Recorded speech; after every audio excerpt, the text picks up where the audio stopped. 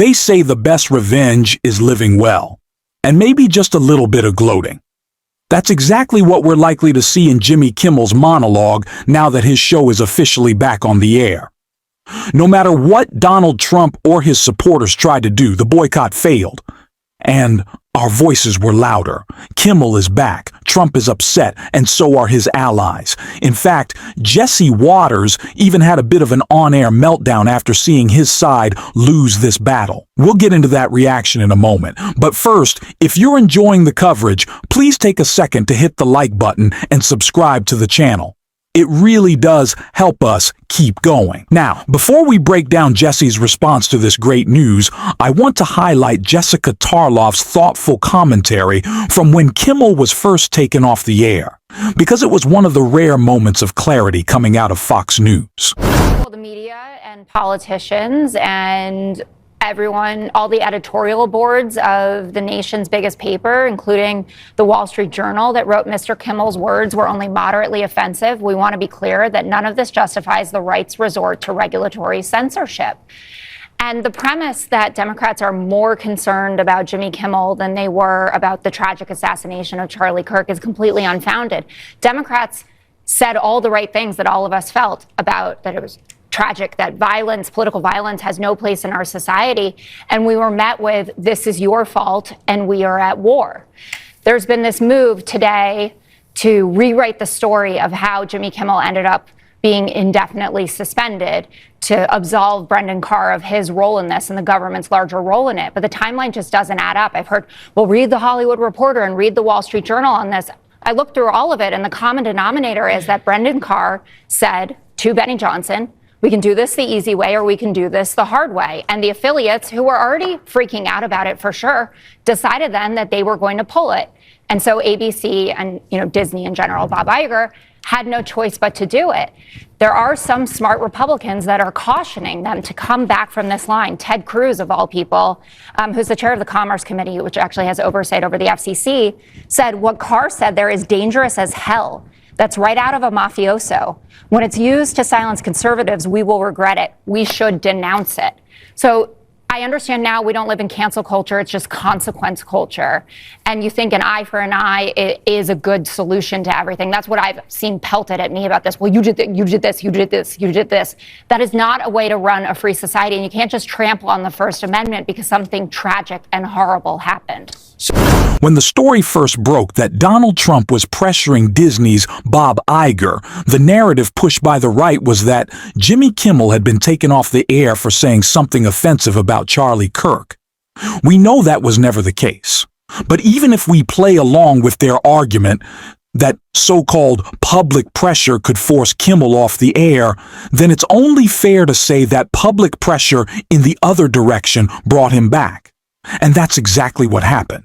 This was never about genuine audience outrage. It was about political pressure from Trump himself, which is why the following clip from Congressman Eric Swalwell, before we move on to Jesse Waters' reaction, is so important. I want to first condemn in the harshest tones the murder of Charlie Kirk. He should be with his family right now. He should be with his children. He should be alive. He had a right to say what he wanted to say to who he wanted to say without any physical violence being brought his way. And Jimmy Kimmel had a right to say what he said, which didn't in any way suggest that somebody in the MAGA world had been responsible for the murder of Charlie Kirk. He was just pointing out what folks online were doing as Twitter detectives before any investigation had been completed were saying about the assassination of Charlie Kirk. Intimidate them. Not just the executives at ABC and Disney, but pressure Republicans too. Tell them what's coming. When you retake the majority, govern firmly. Democrats should govern decisively to repair what's been broken and hold people accountable so those practices don't return. That was the gist of the argument, a call for strong, uncompromising action, which helps explain why Jesse Waters reacted the way he did moments later. I understand why he is coming back. He will probably read something that the lawyers wrote for him and act trite for a second. Some of us have been there. And then he will carry on and be the exact same Jimmy Kimmel that we're used to. But how much longer are we going to get Jimmy Kimmel? His deal's up in January. Is Disney going to put up with this guy? He's in second place. He's a headache. He's losing cash. It's a dying format, late night. I just don't see him going on that much longer, and that's fine. Do you really think Jimmy Kimmel needed to read a statement? Kimmel didn't lose a $787 million lawsuit to Dominion because he lied about the 2020 election. That's not what happened. He wasn't removed from the air for that. This whole episode was driven by pressure from Donald Trump and his allies. For a few days, Bob Iger seemed to cave, but when he saw Disney's stock take a hit, he changed course. That shows the power of public pushback. People fighting back made a real difference. It's worth remembering that Trump doesn't always win in court. He's had injunctions and setbacks. His opponents have stopped his plans more than once. The Republican Party that used to preach small government now seems happy to use litigation as a blunt instrument. That hypocrisy should be called out. We shouldn't treat Trump as inevitable or untouchable. When Disney settled with ABC, it was about ending a fight quickly, not about admitting defeat in principle. I think the era of anticipatory capitulation is ending. We need to be ready to stand and fight, litigate when necessary, organize when necessary, and push back politically, just like Representative Jasmine Crockett and others have done.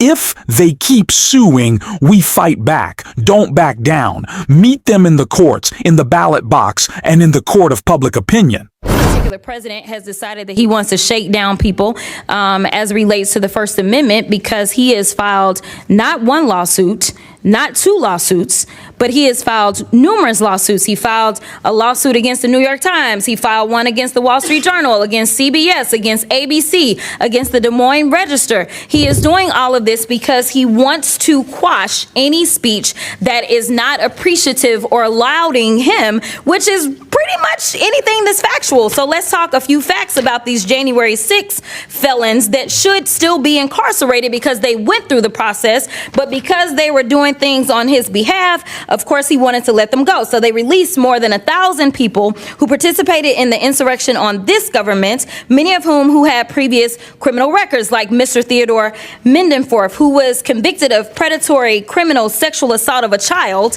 or Mr. Peter Schwartz, who had 38 prior convictions, including one where he beat his wife by repeatedly punching her and biting her. Trump also pardoned Mr. David Daniel, who was convicted of production and possession of child pornography. Trump also pardoned Mr. Daniel Ball, who, quote, threw an explosive device that detonated upon at least 25 officers during the Capitol riot. He also had a record for, quote, domestic violence by strangulation. I'm not done. Trump also pardoned Mr. Andrew Taki, who sent nudes to an undercover law enforcement officer who was posing as a 15-year-old girl. Mr. Casey Hopkins also received a pardon from Trump, and Mr. Hopkins was convicted of forcible rape. According to court records, he, quote, had forcible intercourse with the victim, choked her to the point of impairing her vision, banged her head into a wall, and urinated into the victim's mouth as he humiliated her. These are the people that he decided to release in the streets of D.C. So if anybody does need to clean up D.C., I would agree it is this man, because he is the one that is causing half the crime that we have. Not only is he participating in the crime, but we know that he instigated the insurrection. And if I did say that I had one issue with the Biden-Harris administration, it is the fact that they did not move forward and make sure that this man was put where he should have been put. Because the last time I checked as a criminal defense attorney, and Mr. Attorney General, you may have a different experience, but I never had a defendant that had 34 convictions for felonies and did not spend one day in jail. Never in my life. And the last time I checked, the party of law and order is the only one that decided that they would be out of order and decided to nominate someone who was not only indicted but was actually convicted of multiple felonies. That has never happened in this country, and it is a shame that we are dealing with it now, and now he wants to tell y'all how to do your jobs. Okay. If this administration wants to go after free speech, your right to call out those in power, we can't let them succeed. Critics are being told that certain words or criticisms are somehow off limits. But the truth is, strong democracies thrive when people speak out. And the louder we are, the harder it is to silence us. We've already seen that fighting back works, and today was proof of that. But we can't stop here. We have to keep pushing, keep exposing, and keep speaking the truth. And I'll be right here continuing to do exactly that. If you'd like to support this work, please hit the subscribe button, leave a like on this video, and drop a blue heart in the comments. And until next time, I will see you soon.